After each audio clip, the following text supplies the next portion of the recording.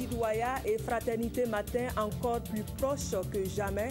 Une coopération d'organes étatiques qui entre dans le cadre du traité d'amitié et de coopération entre le Burkina et la Côte d'Ivoire. Encore plus proches aussi, les opérateurs économiques du Burkina et du Gabon après 3 jours d'échange. C'est le tissu économique des deux pays qui en sort resserré. Puis, SOS plante médicinale en voie de disparition du Farga. Il n'en pousse plus que dans la région ouest de notre pays. La plante est pourtant utilisée pour soigner la drépanocytose.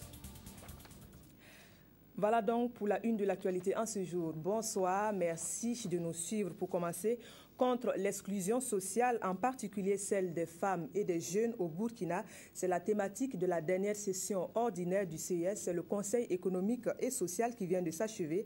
Contre ces pratiques, l'institution prône le renforcement de la sensibilisation et à l'endroit des associations de défense des personnes les plus démunies. Le CES souhaite plus de facilité à saisir la justice en cas de violation. Le point sur les travaux avec Oswald Gaëtan Segueda et Aboubakar Sayon. En 25 jours, les 90 conseillers ont abordé tous les aspects de la problématique de l'exclusion des femmes et des enfants en situation de rue. Le phénomène prend de l'ampleur et des mesures adéquates s'imposent. Pour les femmes, notamment les vieilles accusées et traitées de mangeuses d'âmes, le Conseil économique et social recommande la prise en compte de la répression des auteurs d'allégations de sorcellerie dans le code pénal. Il recommande également la création systématique de services sociaux dans toutes les communes du pays. La problématique de la protection sociale, en particulier celle de l'exclusion des femmes et la situation des enfants, les enfants en situation de rue, est une préoccupation du gouvernement.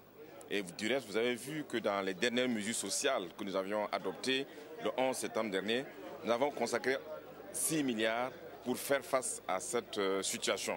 Et également, dans le cadre de la politique nationale de protection sociale, nous avons donc prévu des actions. Au-delà de la sensibilisation et de la répression, il s'agit pour l'essentiel de consolider le socle de la solidarité nationale. Tous les Burkinabés sont donc invités à s'engager dans la promotion d'un environnement protecteur en faveur des couches vulnérables. C'est sur des notes de satisfaction aussi que se referment les portes du Salon international des médias, de la communication et des TIC à Abidjan. 3 jours durant, les responsables des entreprises de médias ont planché sur le thème « Rapport médias et entreprises, outils pour booster le développement ». Cette 4e rencontre du genre a eu pour invité spécial le Premier ministre du Burkina Faso, remplacé à cette tribune par le ministre de la Communication, porte-parole du gouvernement. La rencontre a vu aussi la signature de convention entre Fraternité Matin et Sidoya au Burkina Faso. Donc, le résumé de ces moments marquants avec Moussaki et Maxime Zongo. Le Salon des médias, de la communication et des TIC d'Abidjan a exploré cette année le thème « Rapport médias et entreprises en tant qu'outil pour booster la croissance ». Le 4e salon s'est voulu en cela être une plateforme d'affaires et de rencontres entre les entreprises de médias, de multimédia de l'espace CEDEAO. Le ministre burkinabé de la communication était invité à introduire le thème de cette rencontre au nom du Premier ministre Luc Adolphe Thiaw, personnalité honorée du salon. Et j'avoue que je suis très satisfait de ce voyage en Côte d'Ivoire. Et c'était une très belle opportunité. Le Salon international des médias a offert l'occasion pour moi de venir représenter le Premier ministre du Burkina Faso. Et avec la ministre de la Communication, Maître Afoussiata Bamba, et nous sommes dans une démarche justement de mutualiser tout ce que nous pouvons pour donner beaucoup plus corps au traité d'amitié et de coopération entre nos deux pays dans le secteur de la communication. C'est pourquoi nous n'allons pas rater des occasions de cette nature pour approfondir davantage les relations qui existent entre nos deux structures. D'autres sujets de préoccupation sont passés en revue. Il s'agit d'une part de la nécessité pour les médias de se moderniser afin d'être en phase avec les technologies de l'information et de la communication, et d'autre part l'importance de développer la coopération entre médias de la sous-région. C'est justement dans cette voie que s'engagent les quotidiens citoyens du Burkina et Fraternité Matin de la Côte d'Ivoire. L'acte que nous avons posé ce matin, c'est une concrétisation de la vision de nos deux chefs d'État du Burkina Faso et de Côte d'Ivoire. Et à travers la signature qui a eu lieu ce matin, Fraternité Matin et les éditions citoyens s'engagent à mutualiser un peu leurs efforts, leurs expériences pour essayer de faire mieux que ce qu'ils ont fait jusqu'à présent. Quand on fait une analyse de la situation géopolitique, on se demande pourquoi maintenant on aurait pu signer cet accord-là depuis une vingtaine d'années.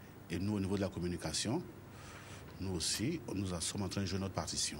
Nous pensons que si Sidoya et Fraternité Matin se mettent ensemble, on fera des journaux encore plus importants, plus intéressants.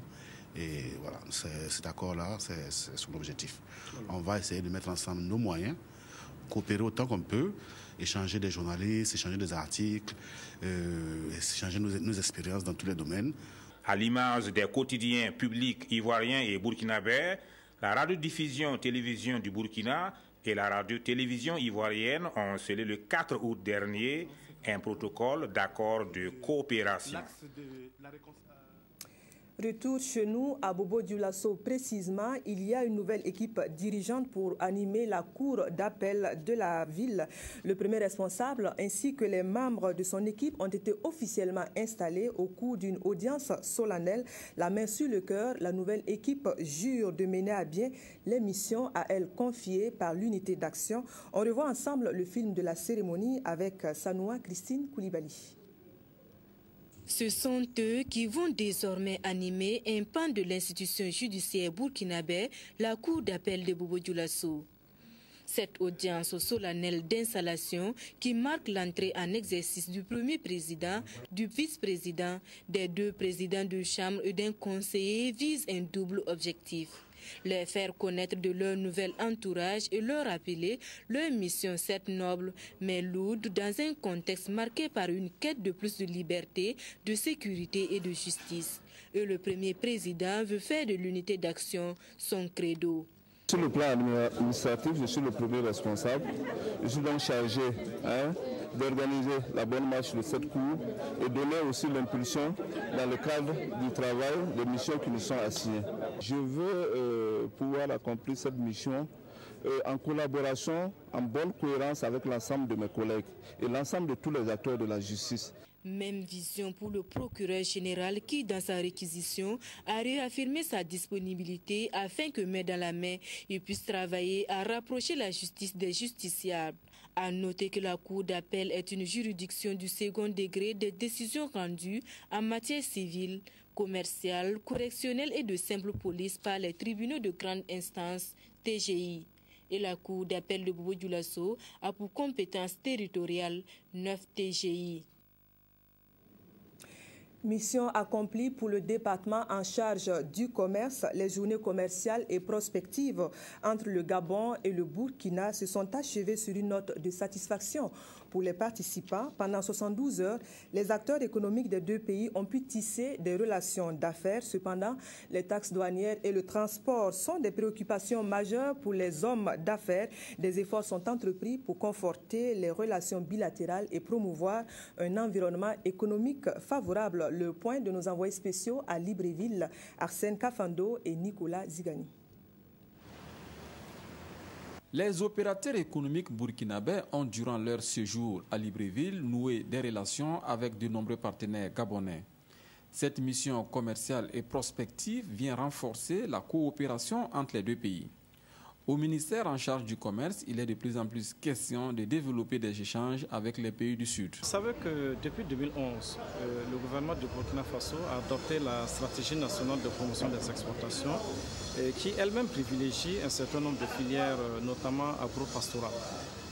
Dans ce sens, nous avons essayé donc de voir évidemment les pays vers lesquels nous pouvons aller, puisque nous avons aussi pour objectif de diversifier nos marchés d'exportation. Et nous avons effectivement vu au niveau donc des différentes filières, notamment les produits de l'élevage, nous sommes rendus compte, en tout cas après des informations bien précises, que le marché du Gabon était un marché porteur. L'Agence pour la promotion des exportations du Burkina et l'Agence de promotion des investissements et des exportations du Gabon ont travaillé de concert à la réussite de cette mission, un partenariat qui permet de faire connaître les produits d'exportation des deux pays. Nous sommes venus apporter des domaines d'intervention où les deux pays peuvent collaborer. Et ces domaines d'intervention sont beaucoup plus ceux dans lesquels le Burkina a une expertise avérée. Et à côté de cela, comme il s'agit d'une coopération, on a également proposé des produits gabonais à la délégation burkinabé afin que notre échange soit gagnant-gagnant et que chaque partie prenante se retrouve en bon compte. Gabonais et Burkinabés ont tous bien apprécié l'organisation de ces journées commerciales. Dès notre arrivée au Gabon ici, déjà on a commencé à rencontrer des partenaires qui nous disent lors des échanges qui sont intéressés à nos produits. Je trouve que c'est une belle opportunité puisque nos produits sont demandés. C'est demandé, bon, c'est dommage qu'on n'ait pas assez de jours. Sinon, je crois que le Gabon peut être un pays porteur pour le Burkina. Surtout pour nos produits, les produits locaux. Tellement intéressant. Il y a du bon que les gens viennent vraiment découvrir. Il y a du pain, il y a des pagnes qu'on appelle des kita, comme on appelle, je crois. Oui, voilà. Et la pintade, vraiment originale. Et on appelle ça les dendes, je crois, oui, voilà, la dinde. Nous avons besoin les uns des autres, en fait. Parce que les frères burkinabés qui sont arrivés sont à la recherche de partenaires au Gabon par rapport à l'ouverture prochaine de la zone CEMAC. Et les Gabonais que nous sommes, nous avons besoin d'avoir des partenaires en Afrique. Parce que quand vous faites le ratio entre les coûts des produits venus du Burkina Faso, qui sont les mêmes que ce que nous faisons venir d'Afrique du Sud, par exemple, il n'y a pas match en termes de coûts. On a plus intérêt aujourd'hui à aller vers le Burkina Faso, qui a montré son expérience au niveau déjà de la zone de l'UMOA, que continuer à aller en Afrique du Sud. La seule chose sur laquelle on va travailler avec le gouvernement gabonais, c'est la facilitation en termes de transport. En fait, on en a parlé. C'est assez compliqué, mais je pense qu'il y a moyen de faire quelque chose. Le transport et la douane constituent pour l'instant un goulot d'étranglement pour les opérateurs économiques. Si ce n'est pas concluant, d'abord c'est à cause du transport. Parce que en parlant toujours, nous voyons le transport. Le problème qui ne nous permettait pas de venir au Gabon avec les animaux, c'est le même problème qu'eux aussi en tant que Gabonais ils ont évoqué. Mais peut-être nous allons voir avec eux et le ministère du Commerce comment ensemble nous allons échanger pour que nous puissions, chacun puisse avoir son intérêt. C'est le plus grand problème, le transport, pour pouvoir acheminer les affaires jusqu'au Gabon. Et puis la douane, qui n'est pas facile. Non seulement le transport est cher, la douane est chère. Si les deux pays peuvent s'associer pour s'entendre, voir s'il y a des compagnies qui peuvent nous faire le prix moins cher, et en sus de ce prix aussi, si on peut nous permettre d'enlever les droits de douane, parce que les droits de douane sont chers. Nous avons payé cher. Les droits de douane s'élèvent à 30%, ce qui est trop. Les taxes douanières et le transport risquent d'être un frein aux produits d'exportation du Burkina. Les autorités des deux pays sont à pied d'œuvre pour trouver des solutions idoines. La présente mission, comme son nom l'indique, permet aux différents acteurs de se faire une idée sur les opportunités d'affaires et toujours rechercher à parfaire ce qui peut l'être pour un partenariat gagnant-gagnant.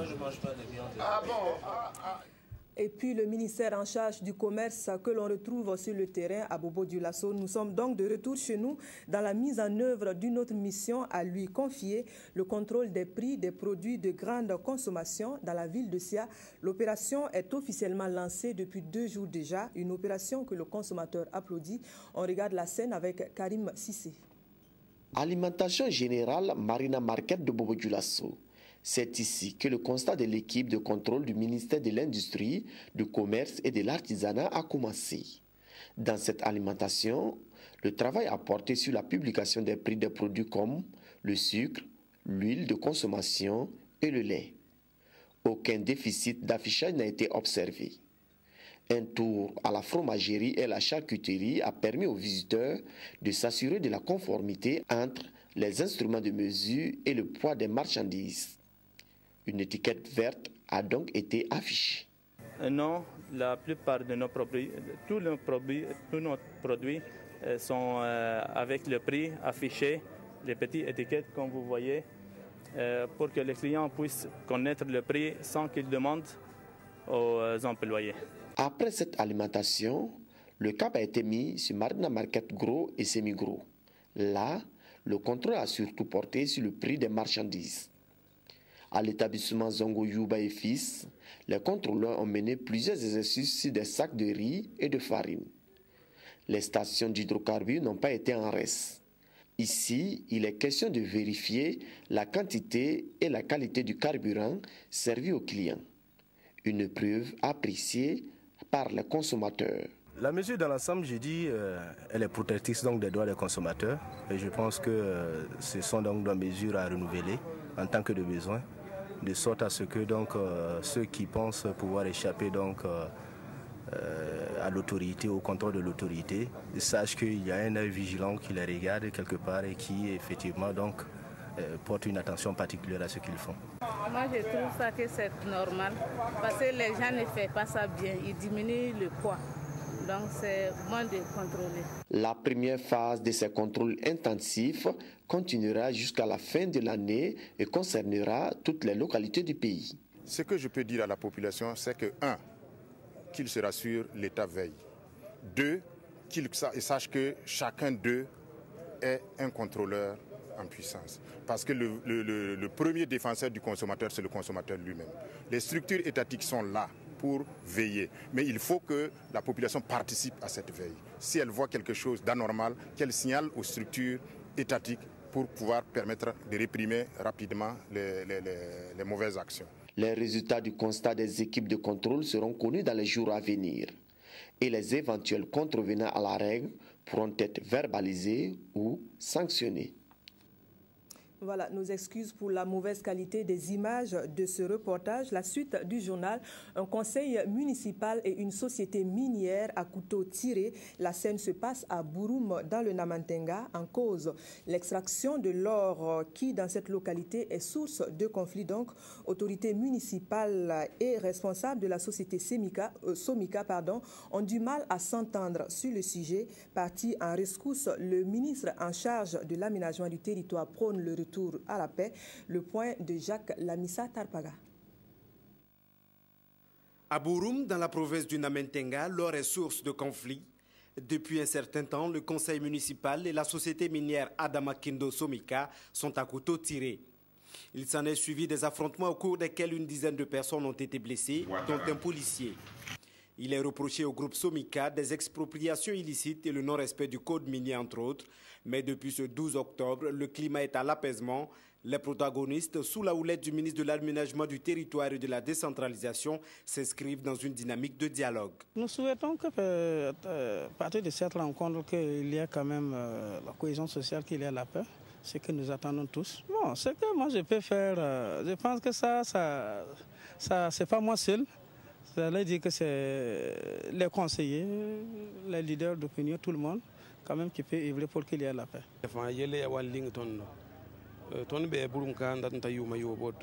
Nous avons été surpris par cette crise. Depuis 6 ans que nous sommes là, il n'y a jamais eu de problème avec la mairie, encore moins avec la population. Nous nous inscrivons dans la démarche du ministère et à travers le dialogue, nous finirons par nous entendre.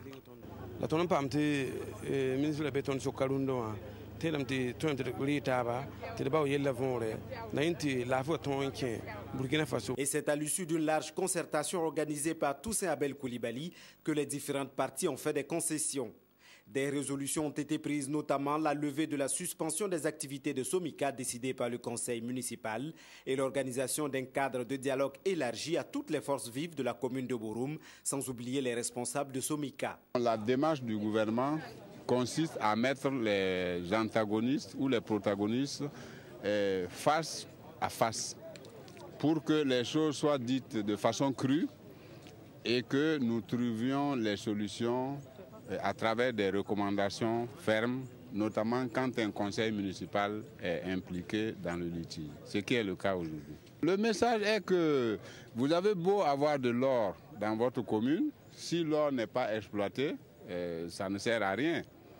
Même si vous l'exploitez qui n'est pas vendu, il ne vous rapportera rien. Donc je pense que non seulement il faut des exploitants, il faut également que ces exploitants respectent un certain nombre de règles et les collectivités leur facilitent la tâche pour qu'ils puissent contribuer à la mise en œuvre de leurs plans communaux de développement. Après les discussions, la délégation s'est adressée directement à la population.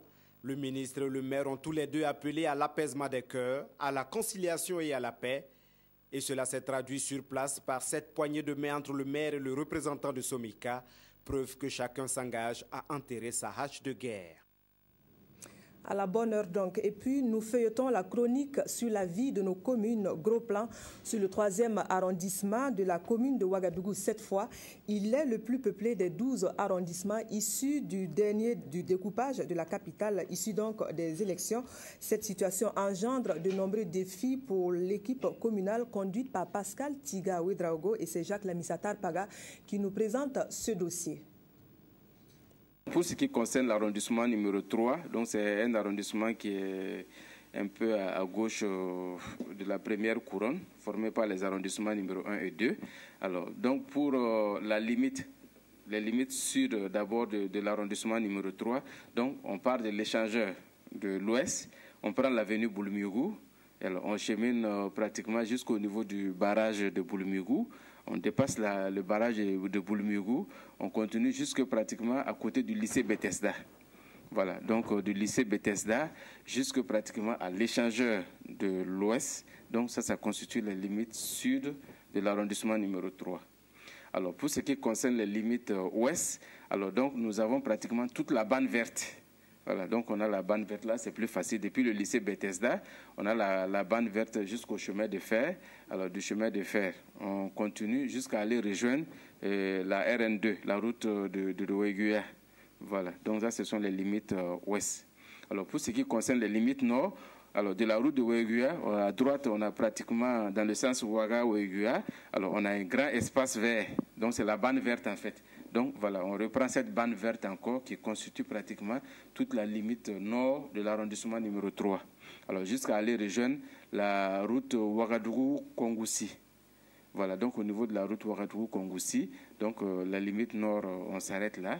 Et la limite est, on se rebranche encore sur la bande verte pour venir rejoindre pratiquement le barrage, la frontière entre le barrage numéro 1 et 2. Voilà, donc ça, vous avez pratiquement l'arrondissement numéro 3. Ces limites du 3e arrondissement tiennent sur une superficie de plus de 32 km² avec une population qui dépasse les 280 000 habitants. C'est l'arrondissement le plus peuplé des 12 que compte désormais la ville de Ouagadougou.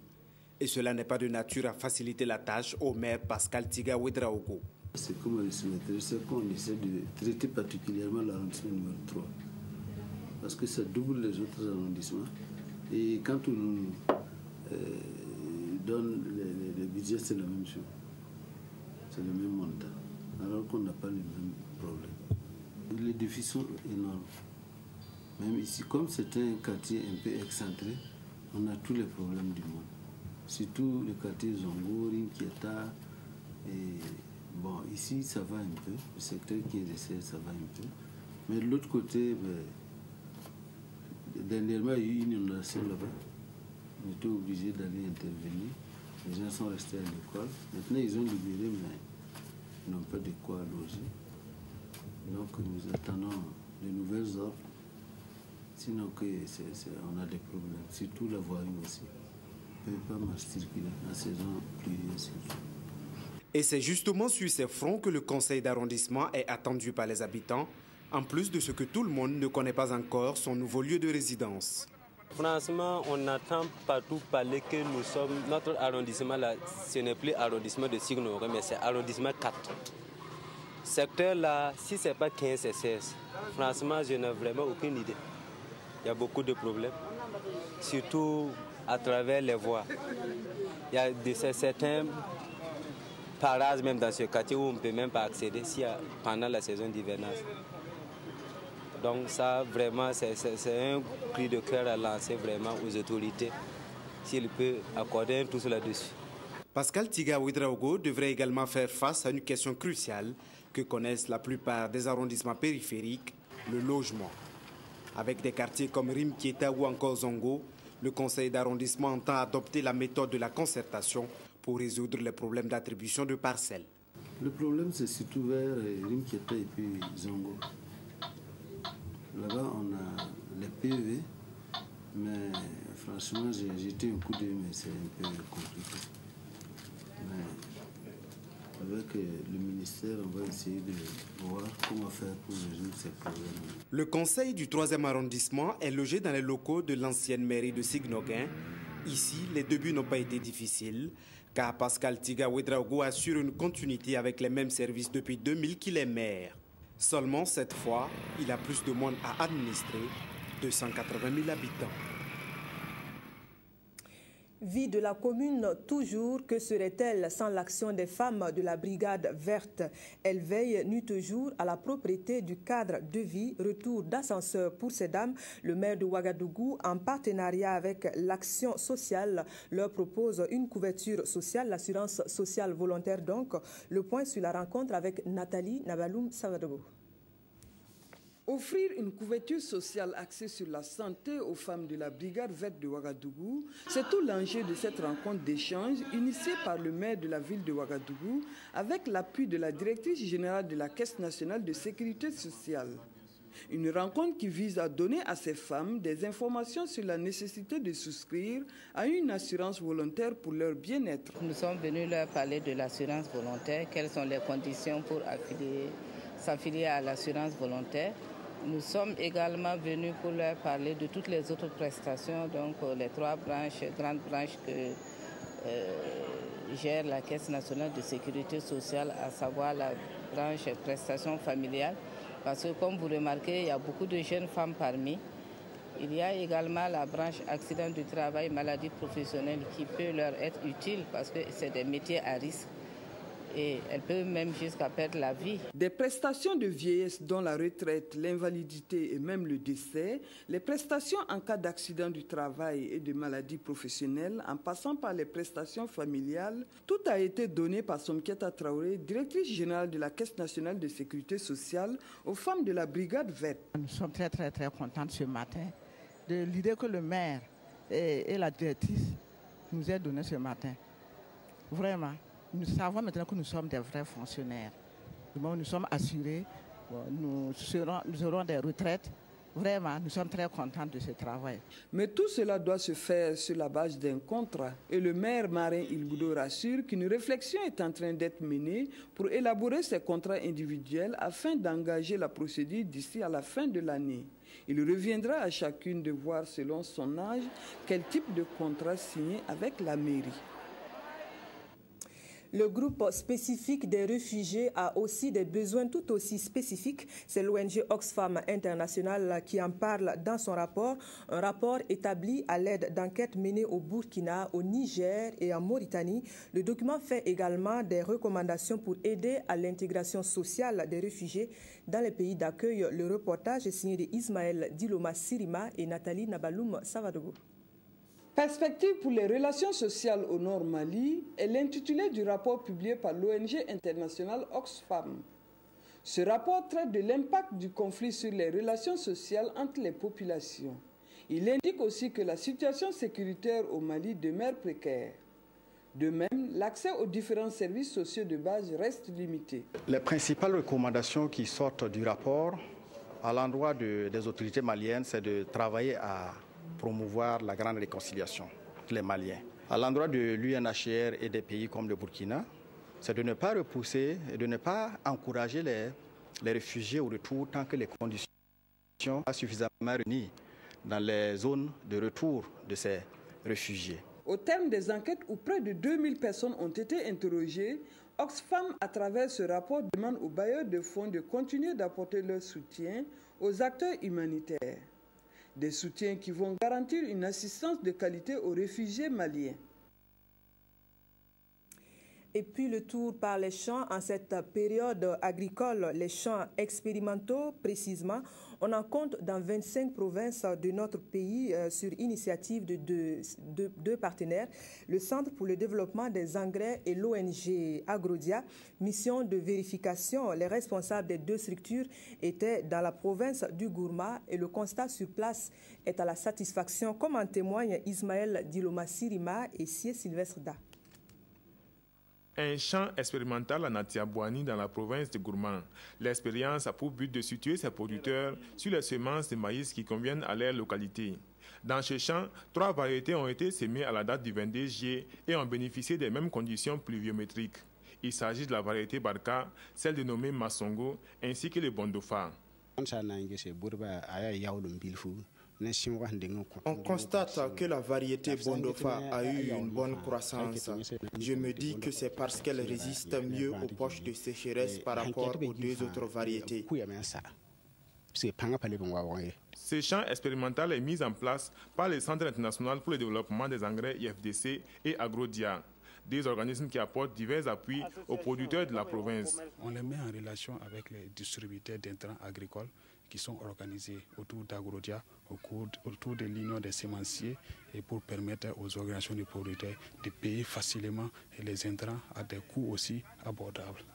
Ils doivent d'abord réunir leurs différents besoins, communiquer à leurs responsables qui, avec l'union, qui sont en contact toujours avec nous, peuvent centraliser les commandes et nous procédons à la livraison. La visite du champ par les responsables de l'Agrodia et de l'IFDC a été suivie d'échanges avec les producteurs. Les types d'engrais appropriés en fonction des sols ainsi que leur utilisation selon les cultures ont été les points focaux de ces entretiens. Des échanges jugés très fructueux par les différents acteurs. Restons sur le terrain agricole pour voir d'autres expériences qui marchent. Bien utilisées, les paquets technologiques portent fruit pour le bonheur des producteurs. Cette fois, c'est la Fédération des professionnels agricoles du Burkina et le Centre pour la fertilité des sols qui conduisent l'initiative. Bouma Ernest Nebier et Nathalie Nabaloum Savadogo. Premier site visité chez Champ École de Sayaro dans le Ziro. Ici, 3 variétés de sorgho sont en expérimentation avec un état végétatif au stade d'épiaison maturité. Il y a 3 types de variétés. La première variété qui s'appelle Grinkan, c'est une variété qui est venue du Mali. Ça a été développé par la recherche malienne. C'est une variété à cycle long qui va en tout cas autour de 125 jours, mais qui a cette capacité-là de donner un bon rendement, mais aussi de donner du fourrage. Les 2 autres variétés, il y a ICSV 1049 et Sariaso 14, sont des variétés qui ont été développées par l'INERA. Et ces 2 variétés ont des cycles moyens aussi, parce que les cycles varient entre 100 et 110 jours. L'objectif recherché à travers ce champ école est d'amener les paysans à suivre l'évolution de ces 3 variétés de sorgho afin de les adopter ou pas pour les prochaines campagnes. Les producteurs ont des critères internes et c'est à travers ces critères internes-là qu'ils vont déterminer, faire leur choix. Après avoir visité les 3 variétés de sorgho, notre choix porte sur la variété ICSP 1049. Parce que quand on regarde les épis, c'est bien formé, c'est plus gros, il y a plus de grains que dans les autres variétés. Avant de mettre le cap sur la 2e parcelle, la Fédération des professionnels agricoles FEPAB et son partenaire le Centre international pour la fertilité des sols et le développement agricole IFDC ont eu des échanges directs avec les producteurs. Des échanges qui ont permis aux agriculteurs de mesurer tout l'enjeu de cette nouvelle approche tout en donnant leurs appréciations. Dans ce 2e champ école, l'objectif visé est d'amener les agriculteurs à déceler le type d'engrais qui convient à la production du maïs dans cette zone agricole du Burkina. Pour le test, le champ a été divisé en 3 parties avec 3 applications différentes. Et sur cette parcelle, nous expérimentons des différentes formulations d'engrais qui s'adaptent avec les variétés de maïs qui sont cultivées dans la zone. Et les producteurs ont remarqué que c'est la formule 23-10-05 qui a donné de meilleurs rendements et les choix ont porté sur cette formule d'engrais. La prochaine visite aura lieu ici même dans ces champs écoles au moment des récoltes.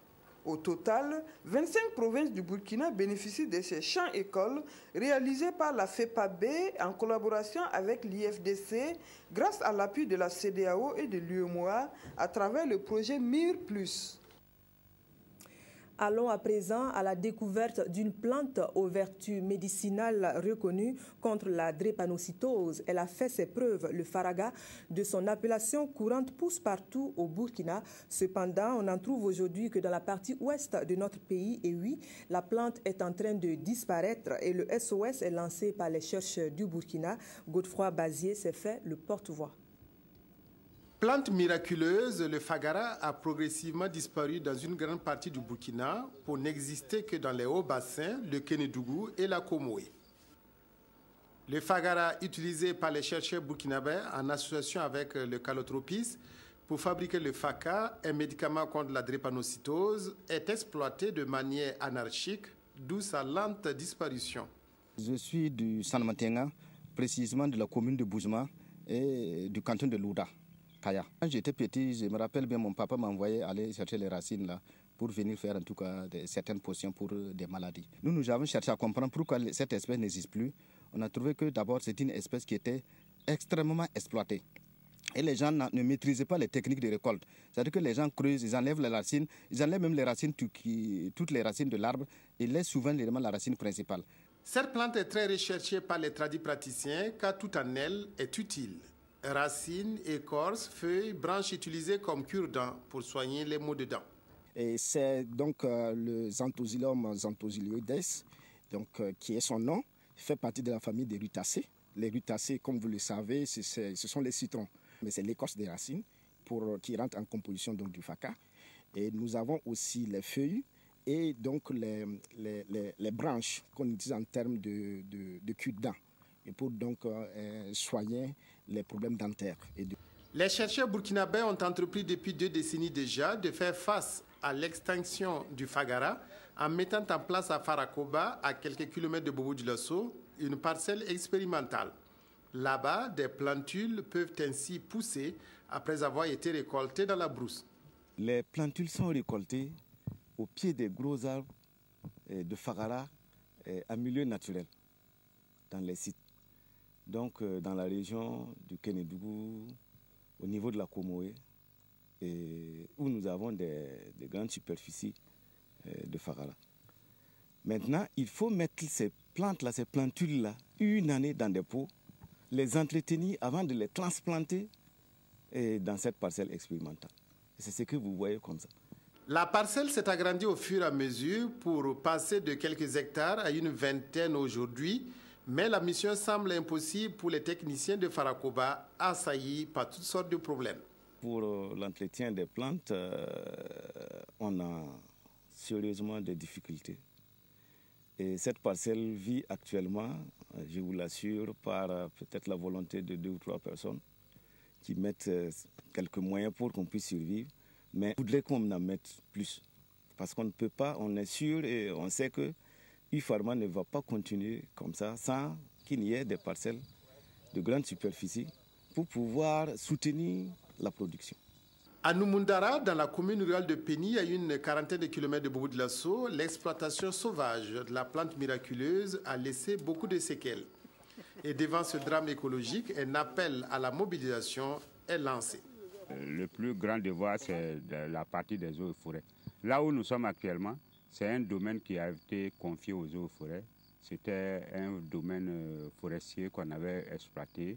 On a dit, bon, ça c'est la zone forestière de la commune de Péni. Ça relève de Taga jusqu'à Dassalami. Donc nous sommes dans ces sites-là. Donc si les agents des eaux et forêts pouvaient nous appuyer pour sauvegarder le fagara, puis ce sont des espèces vraiment très très rares et recherchées, on n'en trouve pas n'importe où. Donc c'est mon souhait.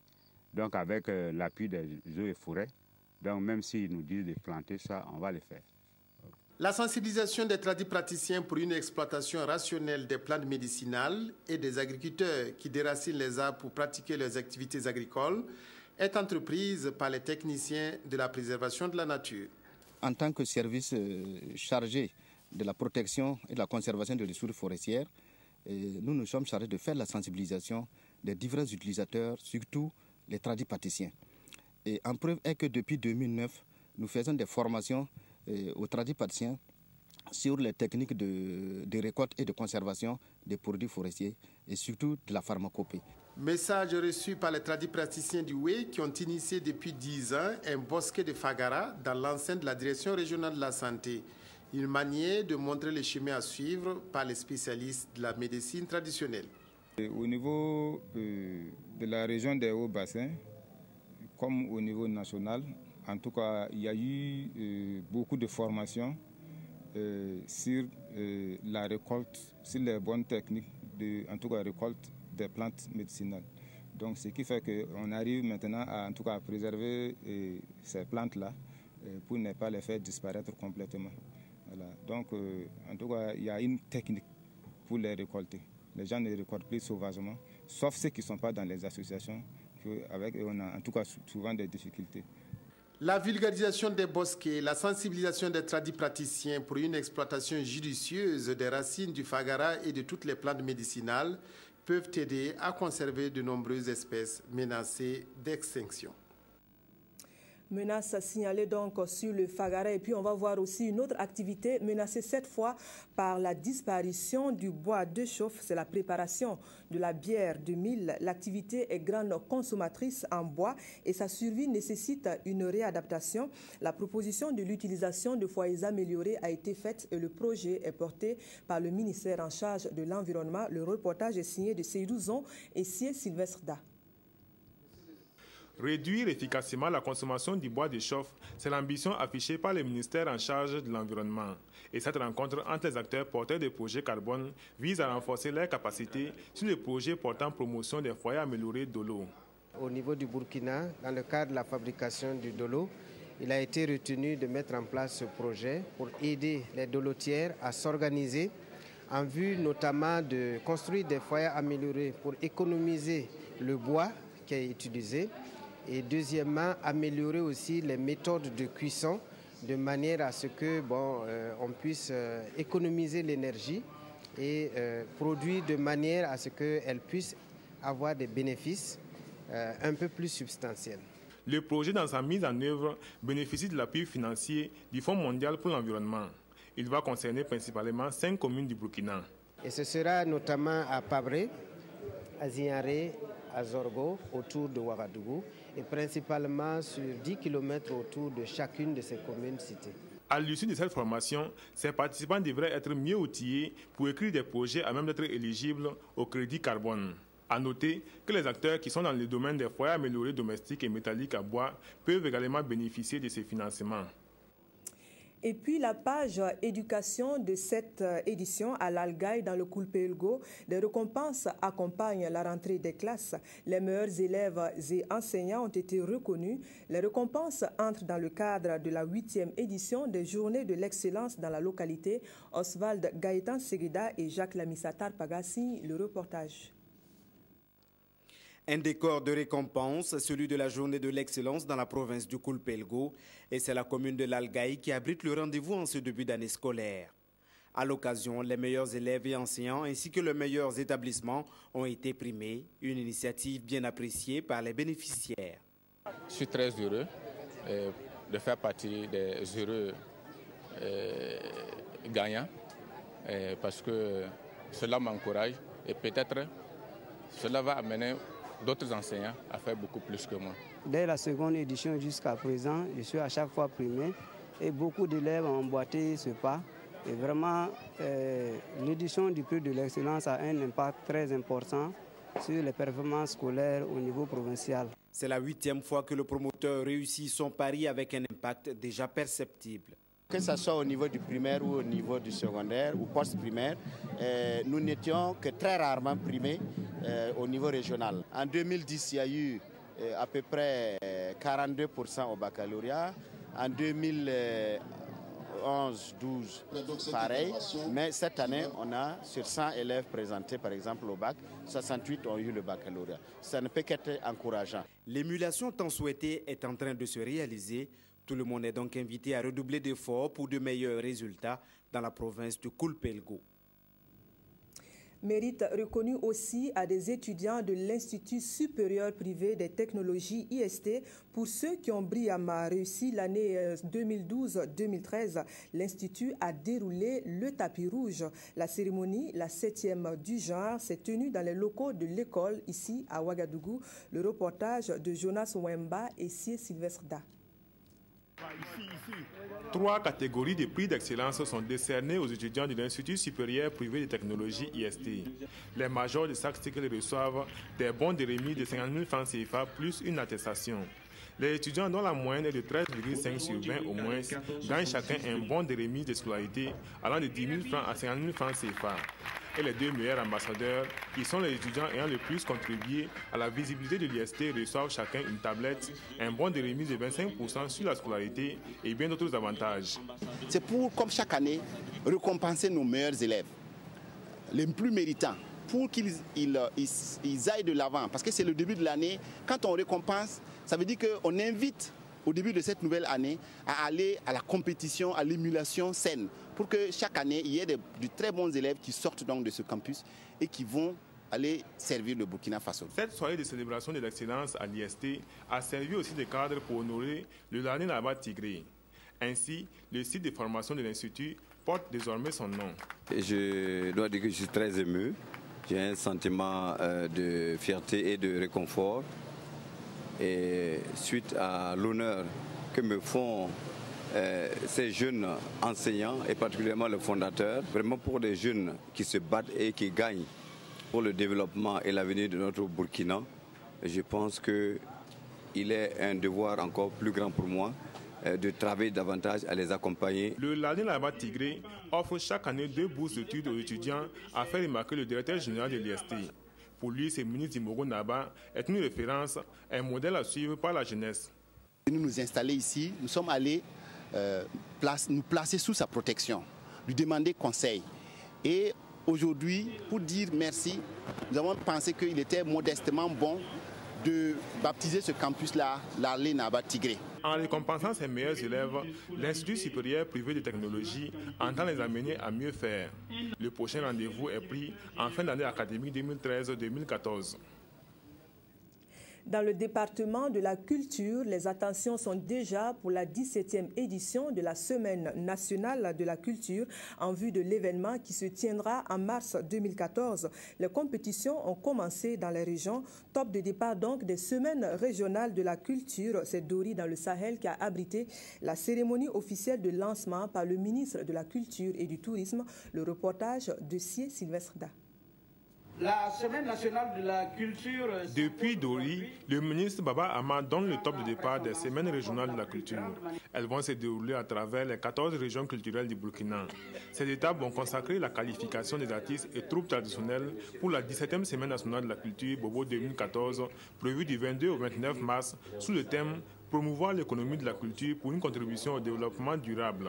Nous souhaitons qu'à l'échelle de la région, il y ait une véritable fête de la culture, que nous puissions également aussi contribuer à notre manière à cet esprit de la région, donc accompagner la décentralisation, permettre qu'au niveau des régions, on puisse découvrir toutes les potentialités et que de manière autonome, notamment par la constitution des jurys, les différentes régions puissent véritablement choisir leur ambassadeur à la finale, donc à Bobo-Dioulasso. Nous nous sommes retrouvés aujourd'hui avec un effectif de 6388 compétiteurs au total sur toute l'étendue du territoire national. Donc c'est un chiffre assez important qui n'a jamais été atteint. La cérémonie d'ouverture terminée, place aux artistes avec l'entame des compétitions dans la région du Sahel. Sur la scène de la salle de ciné et des spectacles Wélène de Dori, 9 groupes se succèdent et font montre de leur talent dans la danse du terroir, le ballet, la chanson traditionnelle, mais aussi le jeu des instruments de musique atypiques. Et tout cela devant un public conquis. Au total, 20 groupes issus des 4 provinces du Sahel vont s'affronter durant 4 jours. Au sortir de ces compétitions, les meilleurs de chaque rubrique ayant obtenu la moyenne de 13 sur 20 au moins auront leur ticket pour Bobo 2014.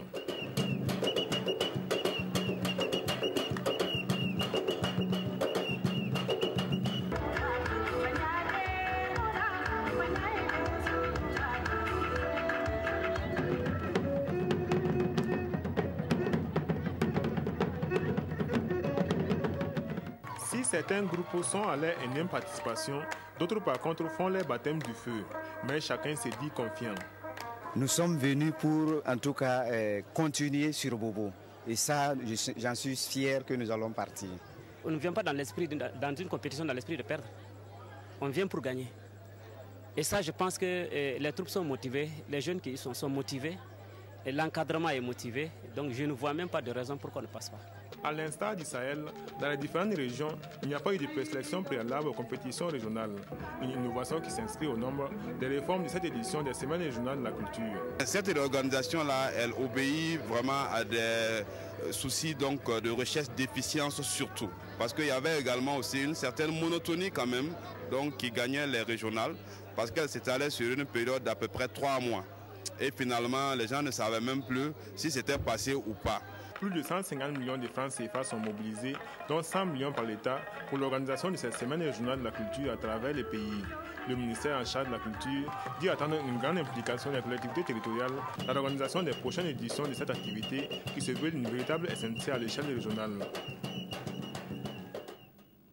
Voilà, les compétitions sont donc lancées pour Bobo 2014 et puis de la musique, du hip-hop précisément. Le 13e festival dédié à cette note particulière de la musique est prévu dans 6 jours à Ouagadougou. Un jeune rappeur burkinabé vivant dans l'Hexagone est attendu à ce rendez-vous. Humaniste qu'il s'appelle, notre équipe de reportage l'a rencontré. Portrait avec Seydou Zon et Étienne Bassenga.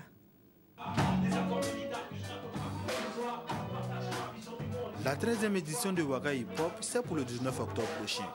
L'artiste franco-burkinabé humaniste, de son vrai nom Patrice Taraoré, est à Ouagadougou pour prendre part à ce festival. C'est ici au centre Boamani qu'il prépare ce grand rendez-vous. Ouaga Hip Hop, moi c'est un festival que je connais depuis pas mal d'années. Déjà, c'est un festival international, donc même à l'étranger, on en entend beaucoup parler. Et puis, comme je disais tout à l'heure, moi je suis un petit frère du rap, donc je voyais déjà les grands venir ici. Et c'est simplement l'aboutissement d'un gros travail qu'on a fait avec toute l'équipe de Sia Music depuis toutes ces années. L'accueil aussi qui m'a été réservé par la famille ici aussi, des artistes. Et aujourd'hui, ça va être un grand plaisir de jouer sur cette scène-là en tout cas. Ce jeune rappeur dit être de retour au pays pour présenter au public burkinabé son premier album sorti le 11 septembre en France. L'album s'intitule Au-delà de nos différences. C'est un opus de 16 titres fortement inspiré de la musique traditionnelle burkinabé. On y retrouve des sonorités comme le balafon et la kora. Moi, ça fait déjà quelques années que je suis dans le hip-hop. Là, la collaboration sur cet album, ça fait déjà à peu près 5 ans qu'on travaille avec l'équipe de Sia Music, Oumsé ici. Et voilà, là on arrive justement juste à la sortie de l'album. On prépare la conférence de presse pour le 16 octobre prochain. Donc on invite tout le monde au CCF. Et voilà la raison et le plaisir d'être de retour à nouveau au pays. Rendez-vous donc le 19 octobre pour découvrir le talent artistique de Humaniste à Ouaga Hip Hop. 3-2 en faveur des étalons. Le choc Burkina-Algérie aura donc été l'événement majeur de ces dernières 24 heures au Faso. Aucune miette du spectacle n'a échappé à l'attention des supporters. On revoit ensemble l'ambiance qui a accompagné le match chez les supporters de Bobo Dioulasso, donc avec Yaya Dembo Tamboura. Burkina-Algérie. La rencontre s'est vue dans un esprit de fraternité et d'amitié. Autour d'un verre, les supporters bobolais se laissent aller aux commentaires. Presque tous sont unanimes quant à l'issue heureuse de ce match pour les Burkinabés. Un espoir qui va vite se transformer en doute pour certains, vu la configuration de l'opposition. Mais lorsque les étalons obtiennent ce penalty à 5 minutes de la pause, c'est la joie. Une joie de courte durée. Aristide Bansé échoue face au portier algérien. Heureusement que 2 minutes plus tard, Jonathan Petrapa va faire renaître la confiance avec ce super but.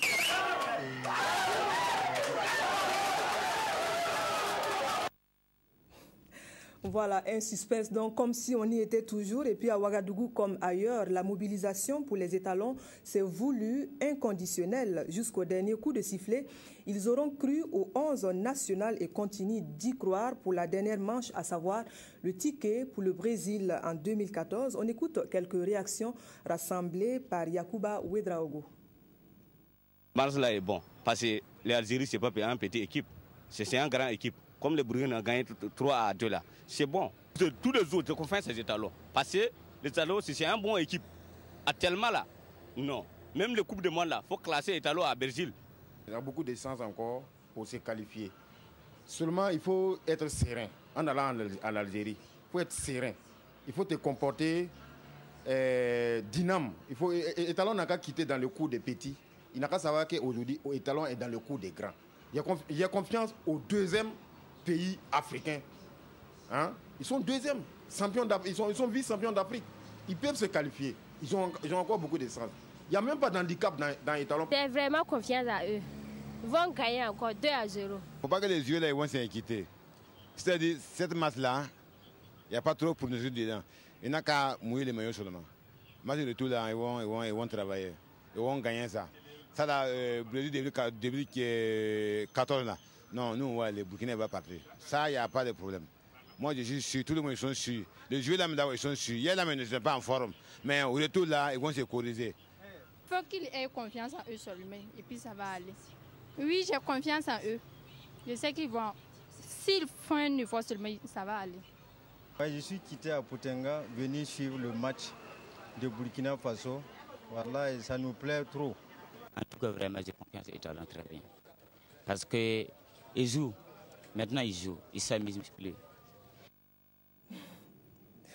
Voilà, des paroles de supporters. Bon vent aux Étalons. C'est la fin de cette édition. Merci de l'avoir suivi. Nous vous retrouvons une prochaine fois. Bonsoir et bonne suite des programmes.